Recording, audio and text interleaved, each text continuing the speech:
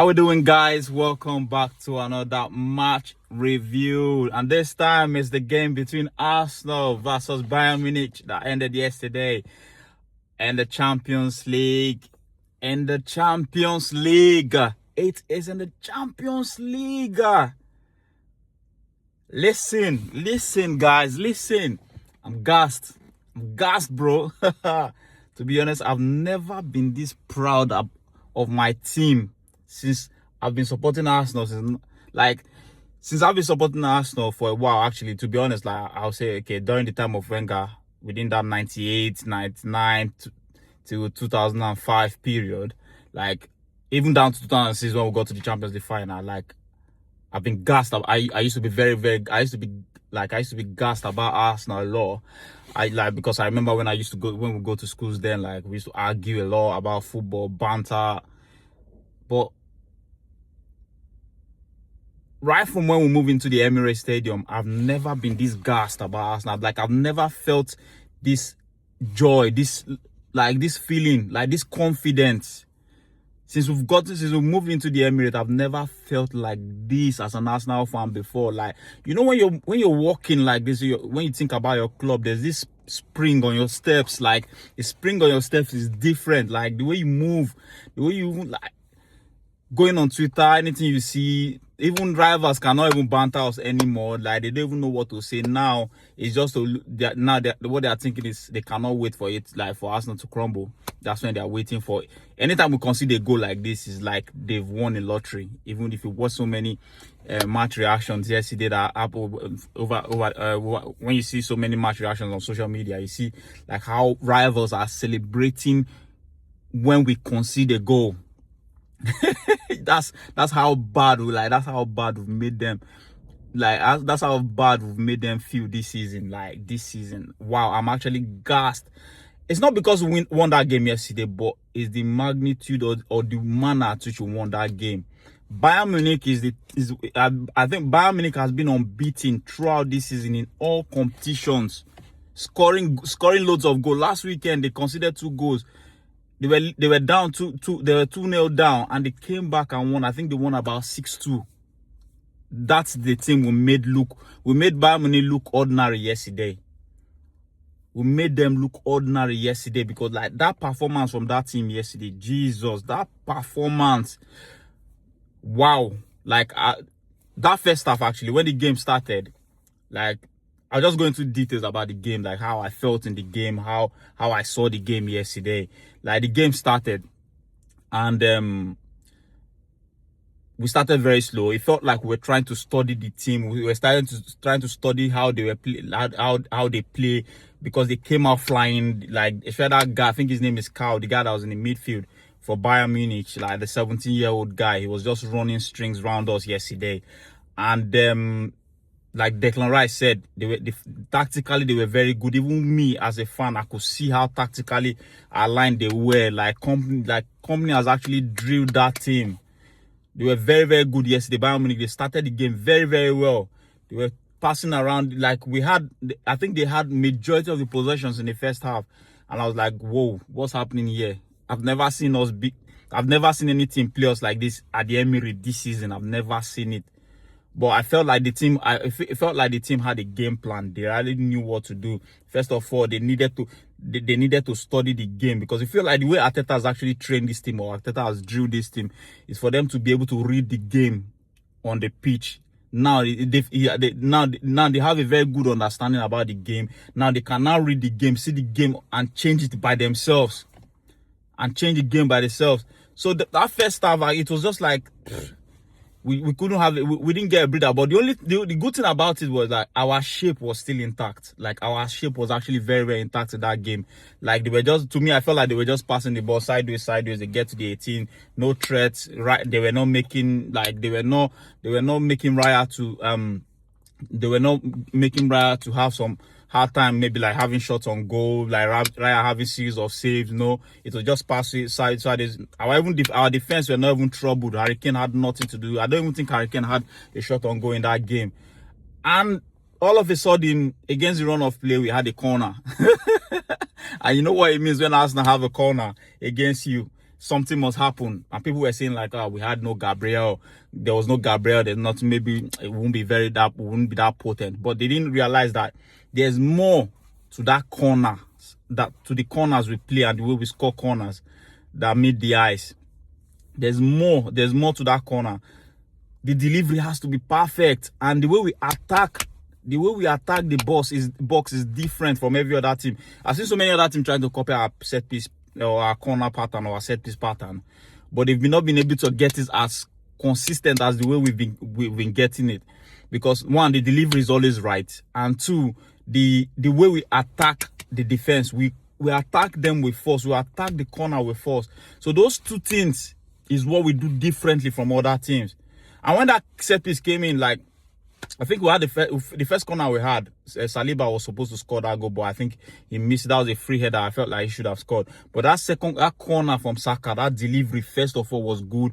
And one thing I noticed about that corner was, what made us score that corner was, the first thing was, there was something that Timber did. Before the ball was played, he actually gave a nudge to the goalkeeper to set him off balance. He didn't understand what was going on. Before he knew it, the ball was already, and before you knew it, Timber had already scored. I was like, whoa, that's Arsenal. And it felt like once you have a corner, it's like having a penalty kick. Yeah, so that's what happened. And before you know, like, the game changed a little bit, and all of a sudden we're supposed to go 2-0 up. That's Eze chance. I felt like Eze should have scored that goal. I felt like the commentator was actually saying that he was trying to square it for Saka, but I don't think he was trying to square it to Saka. I think what he was trying to do was like, Specco now, we call it Specco in Nigeria. Specco. If you play PlayStation in Nigeria at that time, they used to call it Specco. I think he wanted to do that Specco. He wanted to do the Specco.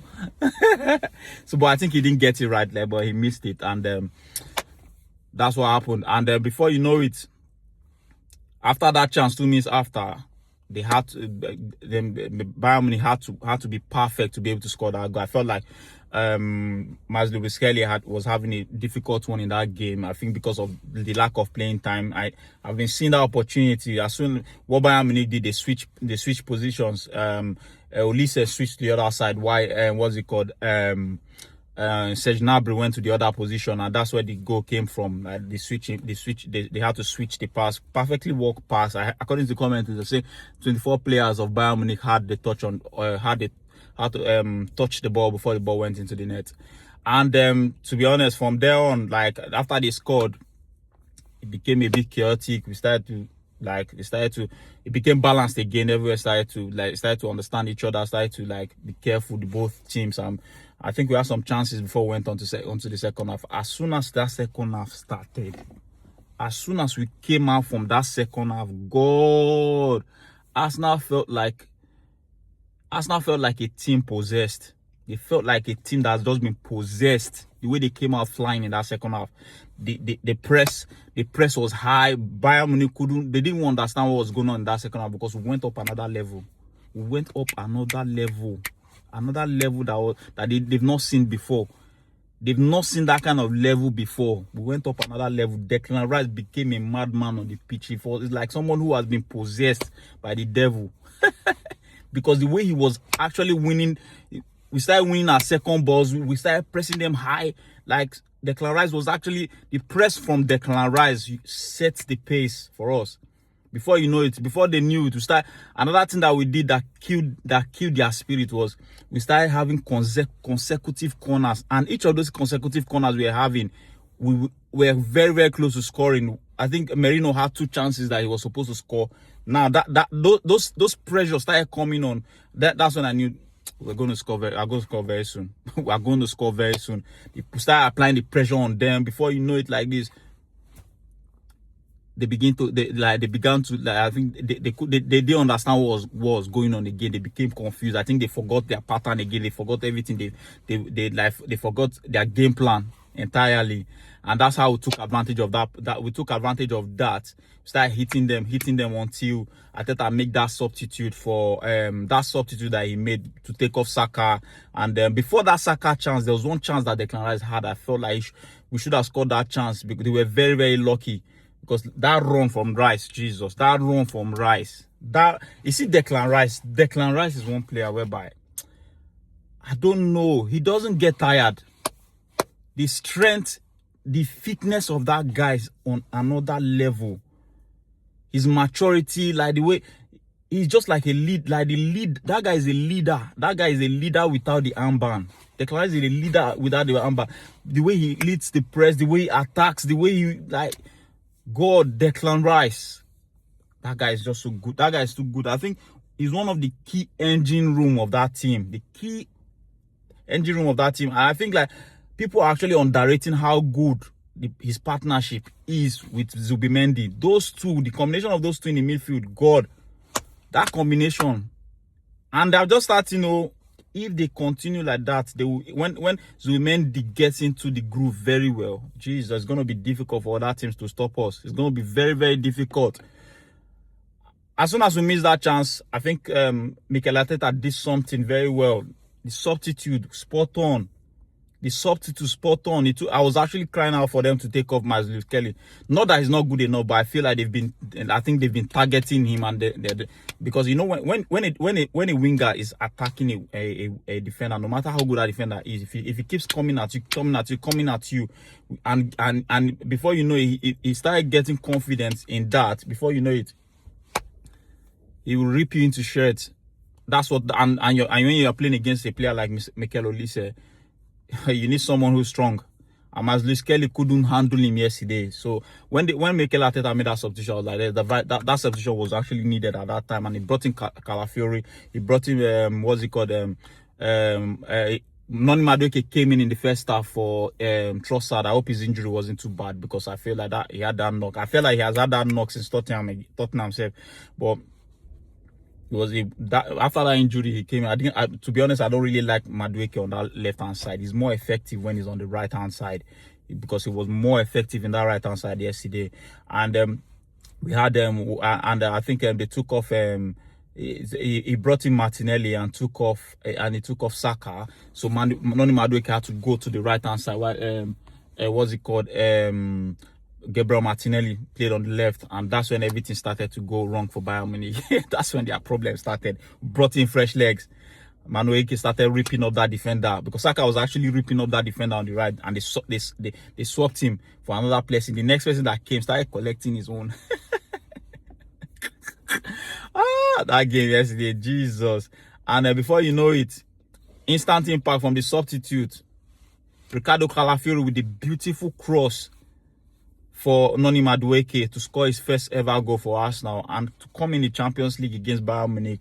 I think that will boost his confidence as well going forward. And Martinelli, his customary goals in the Champions League, the type of goals he scored in the Champions League, breaking through the counter-attack, 1v1 against the defender. I think he has scored that type of goal now twice this season now. The first one is against Atletico Bilbao. The same type of wrong touch, like the touch wasn't perfect. The first touch wasn't perfect, but